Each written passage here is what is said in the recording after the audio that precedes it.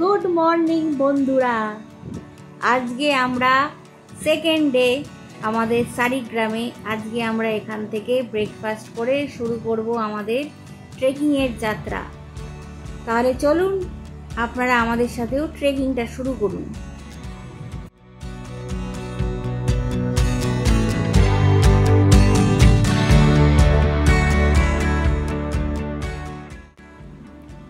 আজকে আমরা শুরু করেছি দেওরিয়াতালের ট্রেকিং। এখন তো পুরোপুরি স্টিপ ক্লাইম্বিং রয়েছে, আপনারা দেখতেই পাচ্ছেন। আর সব থেকে বাজে জিনিস আমাদের প্রথমেই অভিজ্ঞতা দিয়ে শুরু হলো, সেটা হচ্ছে গরম। মনে হচ্ছে রীতিমতন সামারে আমরা ট্রেক করছি, মানে এতটাই এখানকার চড়াইটার মধ্যে দিয়ে যেতে হচ্ছে গরমের মধ্যে, ভাবা যায়নি। আমাদের ট্রেক লিডার রুমা আমাদেরকে লিড করতে করতে নিয়ে যাচ্ছে। সবাই আমরা আস্তে আস্তে হেঁটে হেঁটে উঠছি। দেওরিয়াতাল হচ্ছে সারিগ্রাম থেকে মোটামুটি 3-3.5 কিলোমিটারের মতন ট্রেকিংটা। এটার উচ্চতা যখন আমরা পৌঁছাবো সেটাই হবে 7999 ফিট। গাড়োয়াল হিমালয়ের মধ্যে দিয়ে আমরা যাচ্ছি। চারপাশে দেখতেই পাচ্ছেন পুরো একদম গ্রিনারি রয়েছে।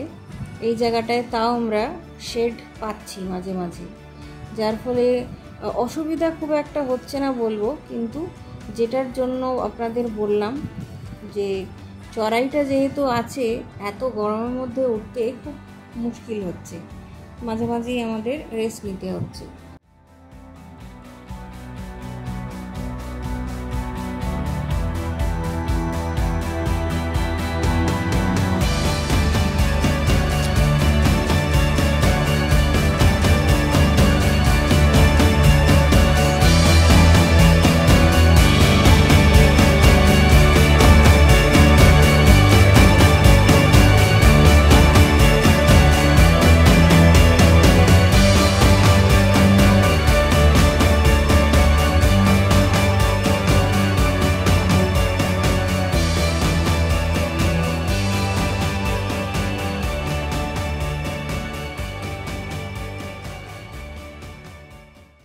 আমরা যে দেওরিয়াতালের দিকে যাচ্ছি সেখানকার মেন অ্যাট্রাকশনটাই হচ্ছে যে তালটা বা লেকটা। এইটাতে এখনও অবশ্য কোনো ক্যাম্পিং করার কোনো পারমিশন নেই, কিন্তু আপনারা পৌঁছে ওখানে ভিডিওগ্রাফি করতে পারেন, তার জন্য আলাদা চার্জ দিতে হবে। আর আপনারা পুরো তালটা ঘুরে আপনারা দেখতেও পারবেন। এই রাস্তায় আপনারা দেখতে পাচ্ছেন ছোট ছোট চায়ের দোকান রয়েছে, স্টপ রয়েছে। আপনারা এনাফ টাইম নিয়ে যদি মোটামুটি আসেন এবং থাকেন এই জায়গাটায়, যেমন আমরা থাকছি, সেই জায়গাটার জন্য আপনারা অনেক স্টপেজ পাবেন রেস্ট নেওয়ার জন্য। কিছুটা মোটামুটি 500 মিটার মতন চলার পরেই এখানে আমরা একটি মন্দির দেখতে পেলাম।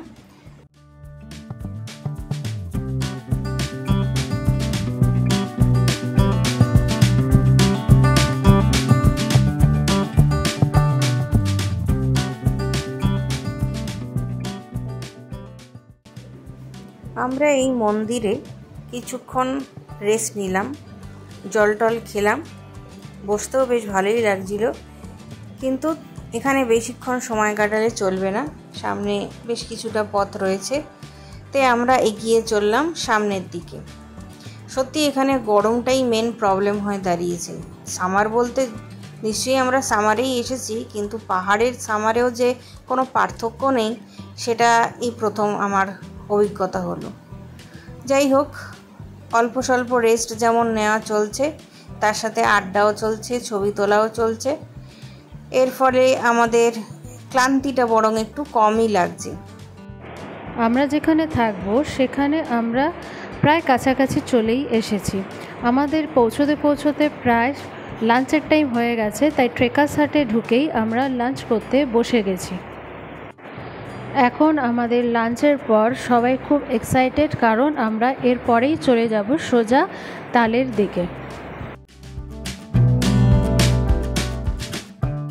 তালের এন্ট্রি ফি 200 টাকা ইন্ডিয়ানদের জন্য, আর বাকি যা যা আপনারা রেট চার্ট ওখানে পেয়ে যাবেন যদি ভিডিওগ্রাফি করেন, আলাদা করে সব লেখা রয়েছে।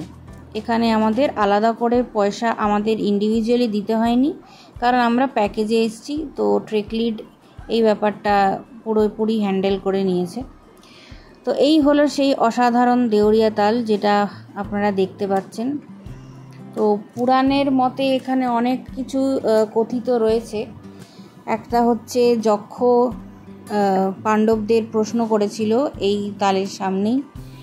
আবার অনেকেই বলেন যে এই তালটা ভীমের দ্বারা প্রতিষ্ঠিত। তো এরকম অনেক ছোট ছোট আমরা কাহিনী বসে বসে ওখানেই শুনছিলাম। মোটামুটি পাণ্ডবদের সময়ের ঘটনাই এইগুলো প্রকাশ পাচ্ছিল। আর এইখানটা এখন আমরা যেটার জন্যে খুব আগ্রহ ভরে এসেছিলাম যে আমরা পুরো চৌখাম্বা রেঞ্জটা দেখতে পাবো। আপাতত যখন এসে পৌঁছেছি তো এখন তো কিছু দেখা যাচ্ছে না, তবে আমি নেটেও দেখে এসেছিলাম যে পুরো রেঞ্জটা দেখা যায় খুব সুন্দরভাবে। যদি এখানে আমরা দেখতে পাই সেই আশায় রয়েছি। যেহেতু আমরা আজকে এখানেই স্টে করছি, যার ফলে আমাদের হাতে এখন প্রচুর সময় রয়েছে। মোটামুটি অন্ধকার হওয়ার আগে অবধি আমরা এখানেই কাটাবো বলে স্থির করেছি। তো এখন আমরা মাঝে মাঝেই এখানে পুরো আড্ডা মারছি, এরকম একটা অ্যাটমসফিয়ার। আর আমাদের একবার অলরেডি তালটাকে প্রদক্ষিণ করাও শুরু হয়ে গেছে।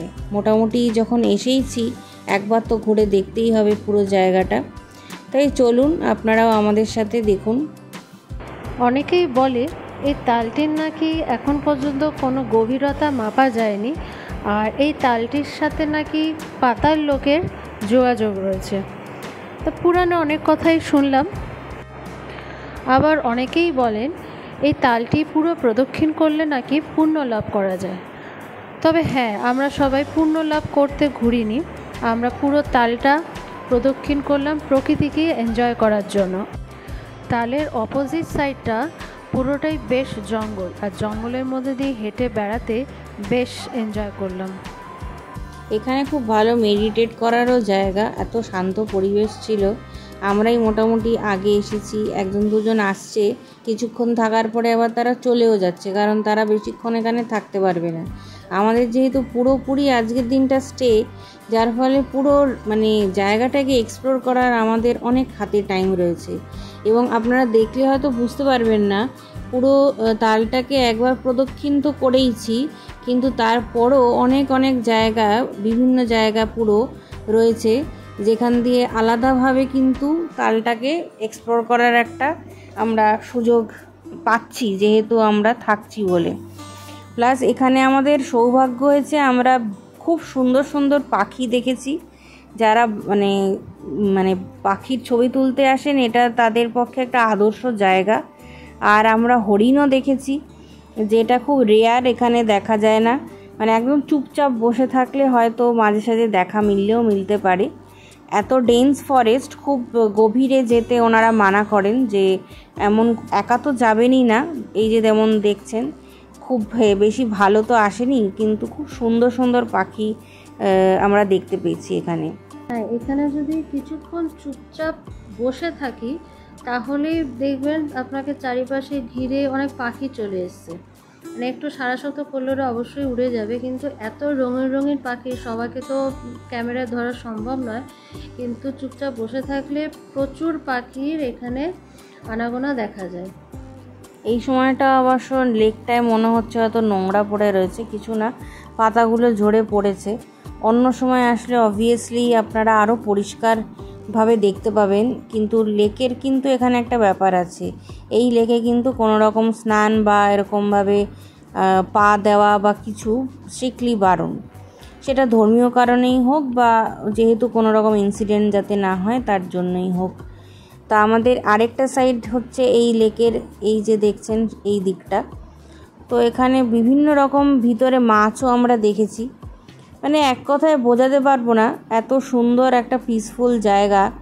কিন্তু এটা কিন্তু রাত্রিবেলা বেশ অন্যরকমই তার সৌন্দর্য হবে। যাই হোক, থাকতে তো পারিনি, এখন আমরা তাই ডিনার করতে চলে এসেছি। আর পরের দিন সকালে এই দৃশ্যটা যেখানে দেখছেন, সেটা হচ্ছে পরের দিন ভোর 5:30। দৌড়াতে দৌড়াতে এসেছি। আমার ট্রেকমেট আমাকে ফোন করে বলল যে রেঞ্জ দেখা যাচ্ছে, তাড়াতাড়ি আসতে। এই হচ্ছে সেই মাউন্ট চৌখাম্বার রেঞ্জের একটা পার্ট। আরও ভালোভাবে দেখা যেত, যদি না এই সামনের মানে গাছপালাগুলো না থাকতো। এই তালের একটা বৈশিষ্ট্য যেটা, এখানে শীতকালে চারিদিকে বরফে সাদা হয়ে যায়, কিন্তু এই লেকের জল কখনোই সাদা হয় না, মানে বরফ হয় না, সবসময় এখানে জল এরকমই পরিষ্কার থাকে। গরমকালে তো এরকম সবুজ দেখতেই পাচ্ছি, শীতকালে পুরো সাদা হয়ে যাবে, কিন্তু এই লেক জমবে না। চারপাশটা পুরো বরফে পুরো ঢাকা পড়ে যায়, মানে এখানে শীতকালে খুব একটা কেউ আসে না, কিন্তু যারা এসেছে তারাও বলে লেকটা কিন্তু একদম হুবহু একই থাকে, কোনো রকম বরফ ফ্রোজেন কিচ্ছু হয় না। দেওরিয়া ভ্যালি ট্রেকিং কমপ্লিট করে আমরা নেক্সট ডেস্টিনেশনের উদ্দেশ্যে রওনা দেব। দেখতে থাকুন, শুনতে থাকুন আমাদের সাথে নেক্সট ব্লগ। টাটা।